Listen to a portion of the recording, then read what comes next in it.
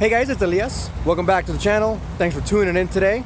As we can see behind me, we are in the Maserati Ghibli, the 2018 model. This is refreshed for 2018. And when I first got in, I kind of didn't understand what it was for. I didn't understand what kind of car it was. I was kind of disappointed. So the reason I'm in the car today is because I rented it from Enterprise. Now I'm down here in Florida for my cousin's wedding, and I had a choice of a Mustang, a Camaro, a Miata, all kinds of different cars, some SUVs. I decided on this, well, first of all because it's a Maserati, and second because I wanted to see what it was all like, and if $80,000 for this car was really worth it. So let's go around the car, take a look at it, take a little drive, and tell you guys what I misunderstood about it, what I loved about it, what I hated about it, and what I think, what kind of buyer would buy this car. So let's go ahead and take a look.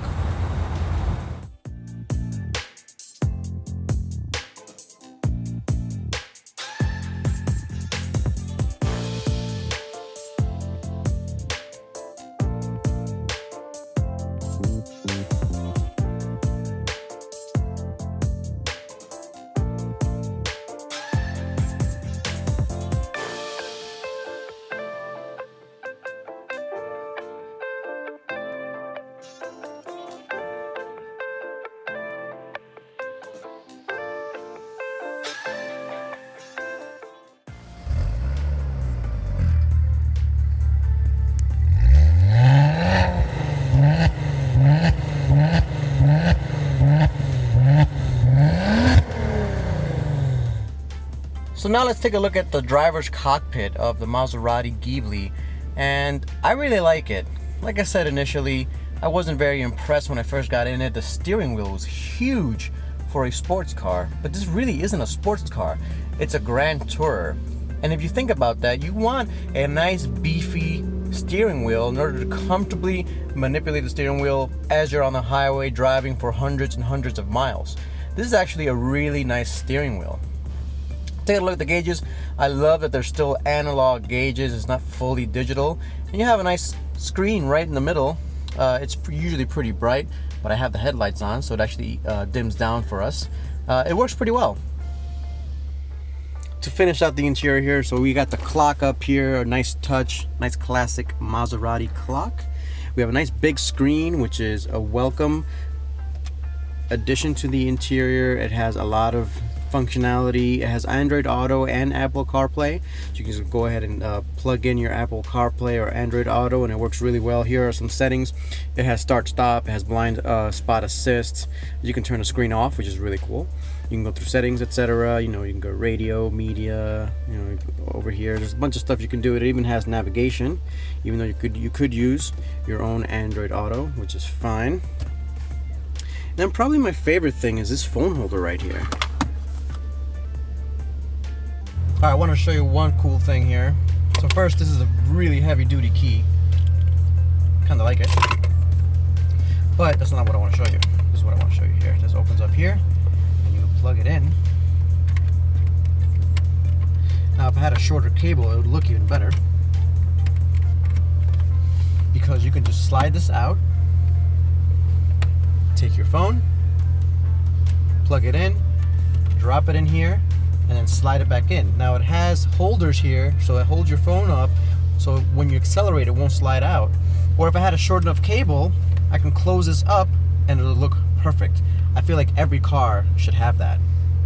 Alright guys, so there's the interior. I do want to note this headrest is amazing. The seat is very comfortable. But let's go ahead and go for a drive. I'll show you guys how this drives, how it feels to actually be in it. Everything is very soft touch, everything's very plush for a reason. So let's go ahead and start going for that drive.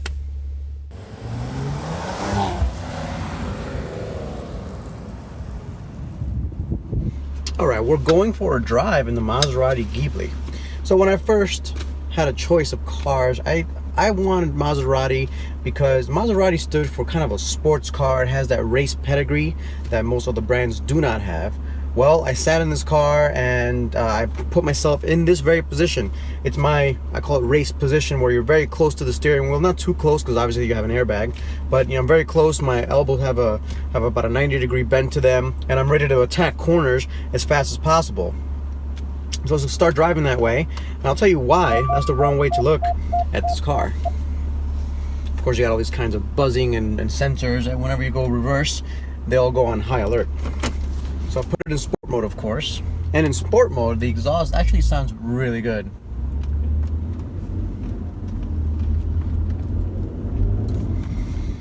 So one thing you have to note as well, this car is actually really heavy. It's not a lightweight sports car by any means.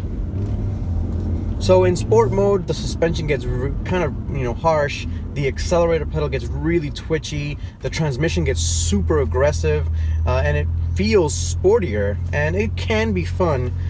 But as I drove this car around in sport mode in this seating position, I was extremely disappointed. I was driving it around as a sports car, and it just wasn't responding properly. It was kind of slow to respond. The steering wheel is extremely numb. It's very accurate, I'm able to turn and I know exactly what it's going to do, but let's hear it first. It sounds amazing. And like I said, the steering wheel is very accurate, but there's just no feeling to the steering wheel at all. I don't feel it doing anything. I don't know what the tires are doing. They're pretty aggressive tires. They're pretty wide tires, 245 out front, 275 in the back. So it looks like a nice sporting car. I was completely wrong. I was going to come on here on this review and completely bash this car, but I was using it wrong.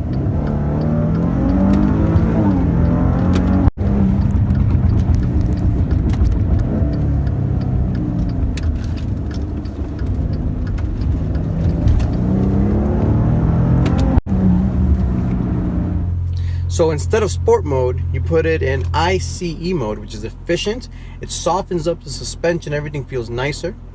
And then you move your seat. You move it backwards, away from the steering wheel, nice and in a lounging, comfortable position.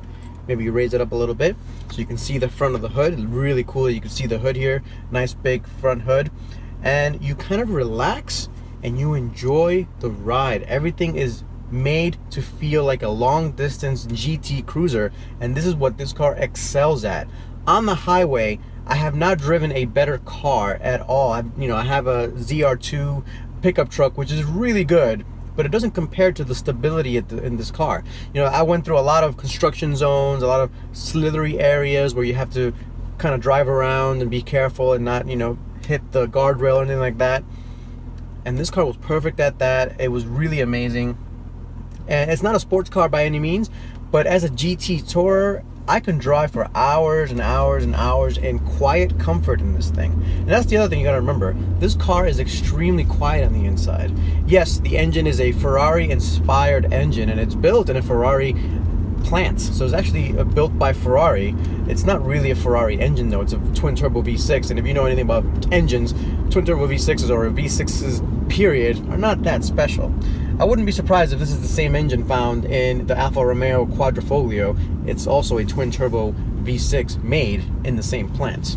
With that said, this car is not a track car or a sports car. It's got nice big brakes, it's got nice big tires, but once you start really relaxing and enjoying the ride and going for that nice relaxing ride, you understand what this car is all about. I do want to add that these little speed holes are actually functional, or at least marginally functional. So you can see there's the engine, the V6 engine, twin turbo, creates a lot of heat, and they function as little heat extractors for the engine. I'd say that's pretty cool. I've been cruising around here for a few days, and once I got the feel of the car, I actually like the car a lot. So what does it compete with? What other cars does it compete with? It doesn't compete with the 3 Series, with the M3s, with the M5s. No, it doesn't at all. It actually competes with the 5 Series, a pedestrian 540i with the inline 6 twin turbo. Now, with all that said, is this the type of car that I would ever really buy? I'd have to say no. This is not the kind of car I would buy. I'm more of a sports car kind of guy. I like to go on the track. I like to do some racing. But it did illuminate another market of cars that I just wasn't aware about. Another thing I had to get used to is this gear lever thing here. It works okay. They're trying to mimic BMW. They haven't done a good job, but it's alright. Once you get used to it, it's pretty easy.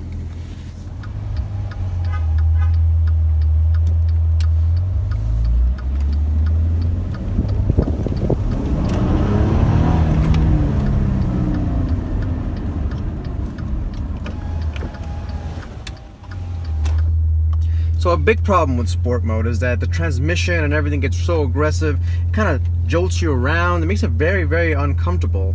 So besides the exhaust note, it actually is pretty terrible. So I like to put it in ICE mode. That's increased control and efficiency. What that really means is that it softens up the suspension, everything gets a little bit softer, the accelerator response is a little bit softer, the transmission gets nice and plush, and it's actually a really good mode for this car. It is a GT car after all. Now, unfortunately, we are in South Florida, actually Central Florida, and there's not really any roads that are worth driving around in. Not like Pennsylvania or New York, where you get a lot of twisty roads because of the mountains.